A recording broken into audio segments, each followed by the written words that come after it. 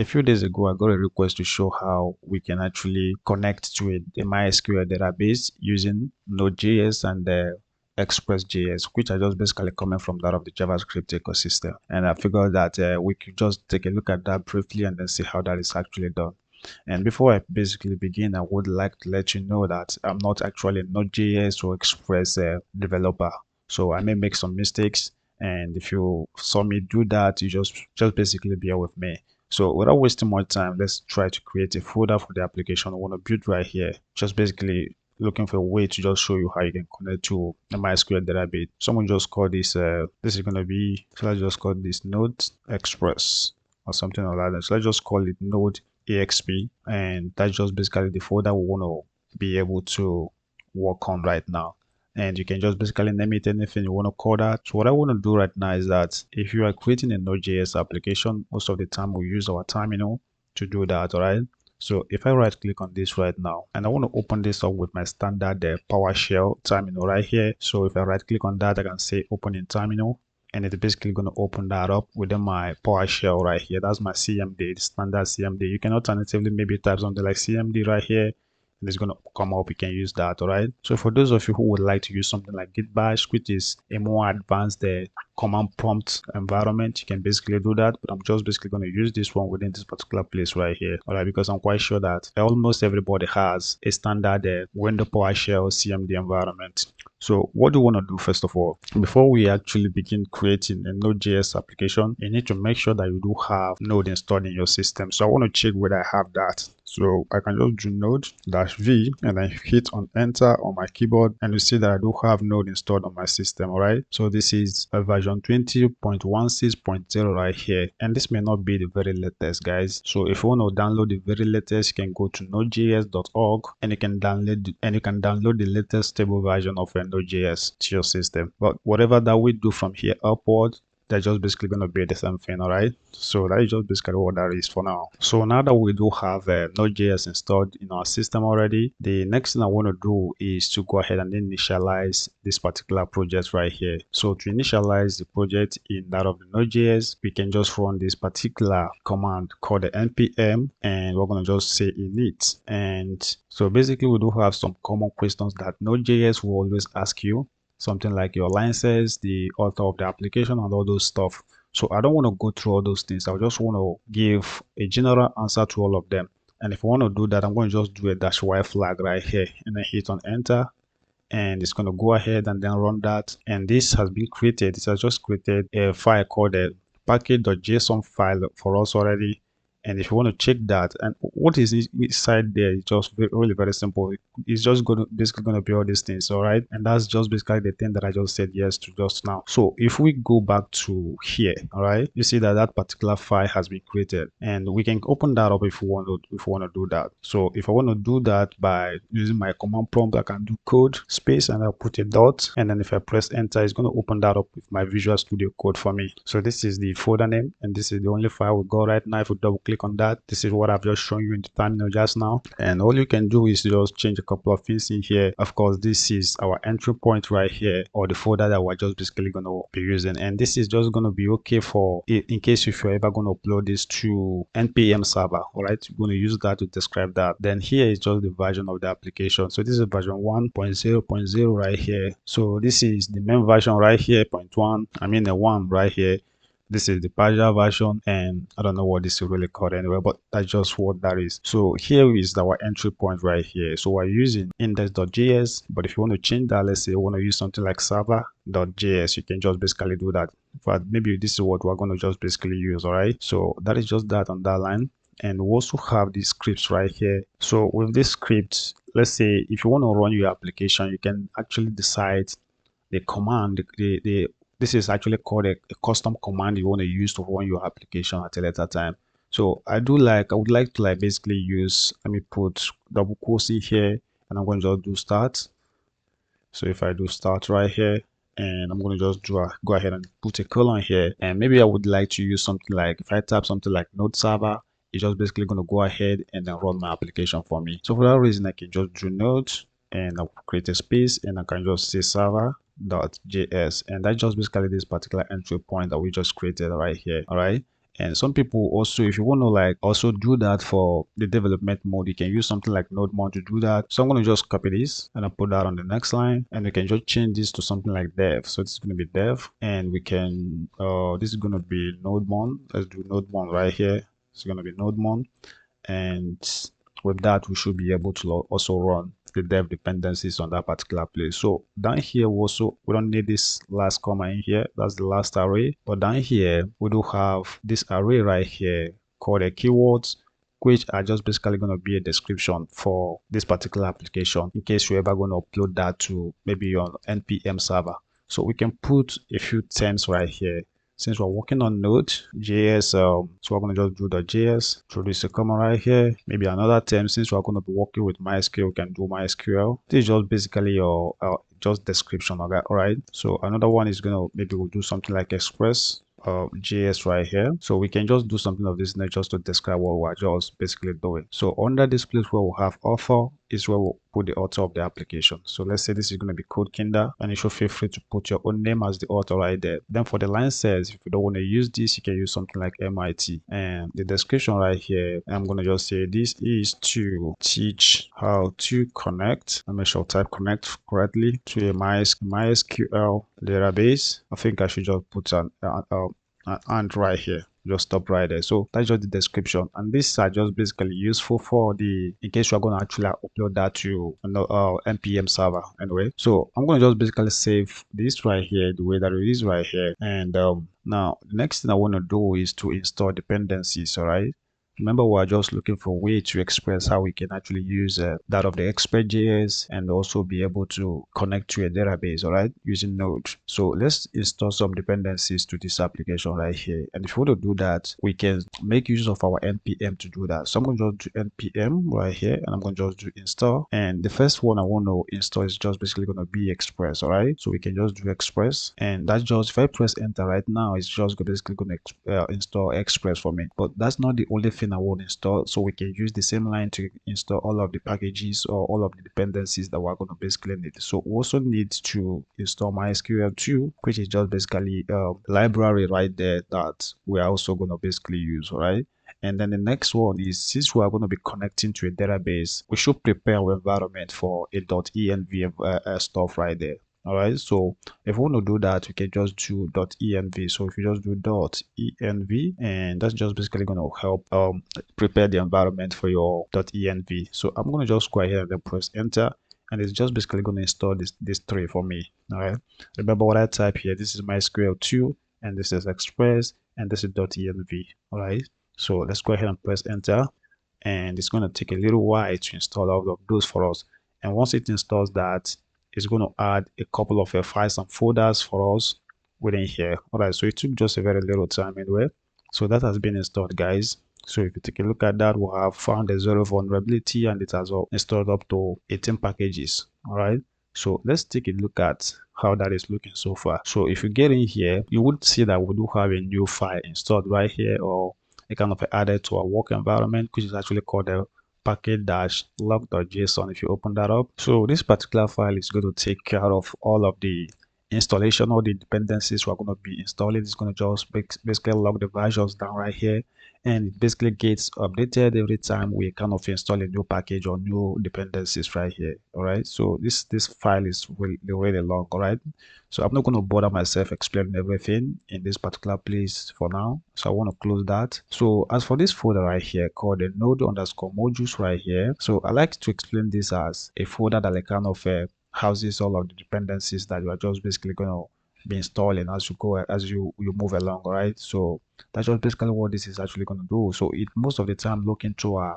package file, and then take a look at all of the new installation that we're just basically going to be doing, and it creates a folder for them right here, and they put them just right there. All right, so that's just what it is with that of the Express.js. Now we have really installed our, I want to take a look at the terminal again. Okay, we just installed our Express, and then that of our .env environment and the rest of that. So we need to create a few files right here. If you go back to this environment, and first of all, let me create this file that we kind of chose. It was by default it was index.js, but we have chosen to use this. So why not create the app? I mean, the file right there. So if we hit in here, I want to create this as a new file. This is going to be called the server.js. Have that open. And another file I would like to create is going to be the file that we're going to be using to connect to our database. So I'm going to just do db.js right there. And then after that, we need one more file, which is just basically going to be a place where we'll put all of our database credentials. So let's do that right here. And this can be .env. So let's create that. And this is what we'll have right here. Now, since we're going to be using something like MySQL, I would like to do something right here. Let me just first of all open up my, this is going to be my XAMPP. Let me open up my XAMPP. I would like to use my XAMPP right here. Let me just open this up. And the reason that I'm doing this is just because I will just basically want to create a database just now. And if we go to, I want to open up my browser and I want to go to localhost and open up my PHP, my admin right here. All right, so that has been opened, right? So I want to create, and as you can see, I did not even type any password before getting in here. So what I want to do is, if we check, let's go to, if we go to settings right here, I don't even think I need to like basically show you what I'm about to do. So I just want you to know that I don't have any password on my PHP, my admin, and I'm doing this offline. So let me just create a database for this. This is going to be, let's call this Express. So let's call this Express and open that up. Let's just go ahead and then create on create. And with that, it means that we'll now have a database name Express right here. So let's see, we're going to create a class, not a class, but this is just basically going to be a table called a users. Let's create that. And then we can create, I'm just going to call this users or user ID. And this is going to be an integer, set that to this, and we can also increment that. So let's hit on go. Here we're going to just say, let's say that's going to be a username or name. Let's just say name. Let's set that to VARCHAR. And we'll just do that to be 50. Or 500, maybe 255 to the max anyway. So the next one is actually going to be the, let's say, email, and let's set that to VARCHAR again, and then we can set that to 255. And here we can just do a created on or created at, which just for the time. Set that to date timestamp. I mean a date time, and then set the default to current timestamp. Let's hit on save right here. All right. So we can insert maybe one or two data right here. I want to do that because I would like to like fetch that through my application.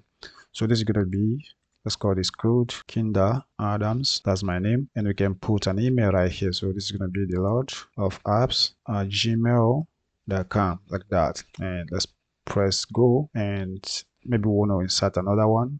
So let's call this David. Then hit on enter. So we do have like two entries right here. If we go to the browse, we do have like two persons in the database. Maybe at a later time we're going to fetch that person. So if we get back to our development environment right here, what I want to do basically is to see a way. So is to write the code that helps us a kind of a grab. What is the username? What is the host? What is the password? And even the even the database name within this particular place. And we can also decide the port that we want the application to run from here. So if I do db underscore host, and I want to basically set that to localhost, this is going to be local host, and 99% of the time you're basically going to be using this particular local host as your host name. So the next one is just basically going to be the user. So I'm going to copy this and then paste that on the next line, and this is just basically going to be set to the username. All right, so I want to change this to user instead of host. So this becomes db underscore user, and we can set that to root. So I do not have any username for, what is it called, for this environment. So that's why I'm just basically using root right there. So if you are online, just basically go ahead and enter your username for your database right there. All right. And the next one is actually going to be the password. So let's change this to password, and that's just going to basically be set to nothing. I don't have any password to be able to access this environment. So if you are actually online, you should basically go ahead and enter your password right there. So the next one is actually going to be the database name. All right. For that reason, we can do db underscore name. And what's the database name? We call that Express just now. We're referring to the database name. We call this. If you take a look here, you're going to see that this is Express. So we have that. What's the next one we need? I think we're going to just decide maybe the port name. So I'm going to paste that and change this to something like port, and we can set that to be equal to, I'm going to just set it to 3306 right there. And the next one is actually going to be just POT, and you can set that to maybe I want to use something like 7,000, port 7,000 to be able to view my application. So that's just basically what I need on this page right here. And if I've done that, next thing I want to do is to look for a way to connect to this database. And if I want to do that, I can do that from my db.js right here. All right. So let's try to do that. So at the top right here, the first thing I want to do is to import my MySQL and my .env environment. Remember when we did the installation right here, we kind of installed the MySQL and then .env. So I want to import that into this particular place. So to do that, let me put let's say import. This is going to be import your MySQL and .env like that. All right. And if we want to do that, we can just do import. Let's do import. And this is going to be MySQL, and we're going to just get that from this right here. So this is going to be MySQL2, and I'm going to do a / and then do promise right here. And the reason that I want to use this promise right here is just so I will be able to use something like async and the promises. All right, I want to use async and await promises. That's why I'm just including this. Otherwise, we could use standard callback functions, but I want to use this right here. So let's terminate this line. And on the next one, I'm going to just do import. And the next one I want to import is going to be the .env. So let's do .env right here. And we're going to just get that from. So this is going to be .env like that. And that should be able to get the two things imported into this particular place. So what's going to be the next thing I want to do? I'm going to load the env variables into my promises environment. All right. So to do that, let's put a comment and just say load the .env variables. And I'm just basically referring to these variables that we have in here, like underscore password, db underscore user, db underscore load. I mean a host right here, all of those stuff. So that's just basically what I'm trying to do with this. So this is going to be into promise .env like that. And if you want to do that, you can just do .env and we're going to just do .config right there. So this is going to be .config. And with that, you should be able to like have access to that. So down here, I'm going to just say create a pool. This is going to be a pool of connections. And if you want to create these, what I want to do, let me first of all export that particular variable up there. So this is going to be export. Is that correct? Yeah, export const, and this is going to be pool, so that we'll be able to use that on the other areas. All right, I want to export that to my MySQL. So to do that, I'm going to do MySQL right here, and this is going to be .create pool like that, and we can just throw in right here. All right, let me terminate this line so that I don't forget that. Sorry about that. So this is how this is right here. And the first one I want to reference tonight is going to be the host name, right? So to do that, let's do host right here, and this is going to be colon, and you can set that to be process.env.db. Remember when we kind of try to connect this, I showed you this right now, so we're going to reference to that right here. So this is going to be the first one is going to be the host, right? So this is going to be .host, and that's just the first one right there. So what's going to be the next one? I want to copy this because I want to make use of that. So let me paste that maybe a couple more times right here. And this first one right here, instead of calling this a host, this is going to be the user. So we should change this from what it is right now to user. And the next one is actually going to be the password. So let's change this to password. And you can just change this from host right here to password. So it's going to be password, and make sure that these things they just basically tally with what you typed in here. Otherwise, you're going to get an error. So we do have password in there. The next one is actually going to be the database. So we can just change this from what it is right now to this is going to be database, and you can change this to DB name right here. So it's going to be name, and the next one is basically going to be the port. So I'm going to change this to port. And this is going to be changed to, I think it was called really ports like that. That should be the last thing we basically need on that particular place. So let's save the changes. And the next thing I want to work on right now is going to be to work on our server.js right here. All right. So of course, this is going to be our main entry. So we need to import our Express library into this particular place, and we also need to also import our database right here because we need to connect to our database and also import our .env environment. So let's do some importation up here. So I'm going to do import some useful. I'm going to just call that stuff. All right. So the first thing is going to be, we're going to just do import, and I want to like import my Express. So if we do Express right here, and I'm going to just do from, and this is going to be from Express. So it's going to be Express like that. So that's just it. I want to copy this and paste that maybe 2 more times. Sorry about this. And the second thing I want to import right here is just basically going to be this particular pool that we worked on right here on this particular database right here. So if I want to get that, let me copy this to the clipboard and then go back in here. And that's just basically going to serve as something like a variable, right? So if you want to reference that on this place, you can just, I'm going to take this away and just put this right here and just say pool like that. And that's just going to get the pool for me. But where I want that to be, to get that from, is going to be from the DB right here, right? So for that reason, it's not going to be coming from that of the Express right here. So we can just do ./db.js, and it's going to basically get that for us from there. So the next one is going to be the .env. So if we get down here, we just do .env like that. Let's make sure type that correctly, and we can just get that from .env like that. So that should be able to do it for us on that particular line. The next thing I want to do, let me put a comment here. I just basically want to load the .env variables into the promises again.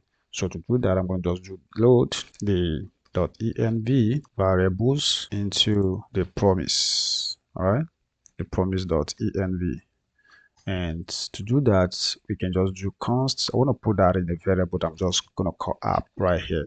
Set that to be equal to, and we're going to basically call this Express. This is called Express. We have that in there. So the next thing is, let's say if I get any data talking about all of these things that I did have in my database, I want to put that in JSON format. So to do that, let me put a comment and just say get, this is going to be JSON, maybe bodies like that as a comment. So to get that in JSON bodies, we can just do app.use, and I basically want to say Express right here.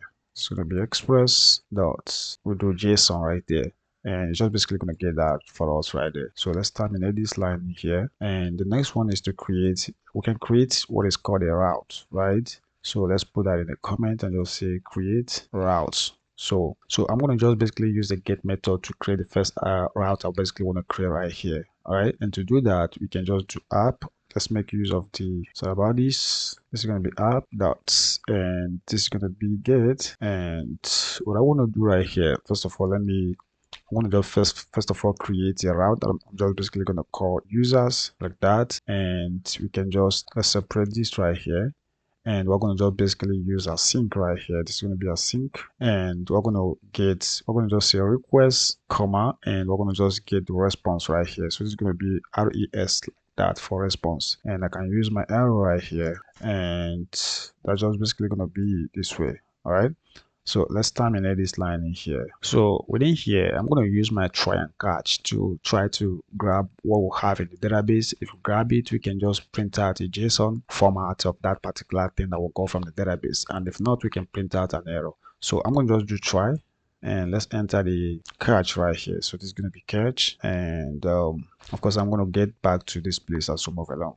But within the catch block right here, the first thing I want to do is to just get the rows from the database. So let me create a variable right here called, let's call this rows. This is going to be rows, an array of rows, right? So we'll have that right there, and we can set that to be equal to, and we're going to just say await, and let's just do pool right here dot query, and we want to go ahead and enter our SQL query within this particular bracket right here. So this is going to be select or from the database that, the table that we just created, which was actually called a user. So we can just say users right here. All right, and that should just be able to do that on that line. I want to terminate this.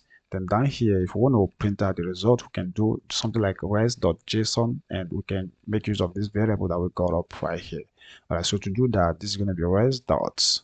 This is going to be .json, just to get the JSON, and we can just go ahead and pass in this variable called the rows. So just like that, we should be able to print out the JSON object of the result that we kind of got from the database, from the table, if we try to select, or from that particular table. So within the catch right here, if we have any error, I'm going to go ahead and put that in here. So we can just do res right here, and this is going to be dot status. Just basically want to see the status in case we get any errors right there. All right, and let's say we're going to just say 500, and this is going to just be dot, and we could just say JSON, and then within this place right here, let's go ahead, and what I'm going to do, we're going to say something like error, and we're going to just do colon, and it's going to just do error dot message right here. I think, okay, that should be err. The variable right here should be err. So I want to make sure that this is err right here, the variable we'll have up here. All right, so that's just basically what that is right now. So if we got any errors, we're going to just basically see that in that status right there. So that is it. I think this is looking so far. Now the next thing we want to do is to listen to our app, right? So if you want to do that, we can do that out here. So let's pick this variable up here called the app. I'm going to just do app dot listen. So within here, we're going to just try to make sure that we'll listen to the port we created earlier, right? And we've already created that within the what is it?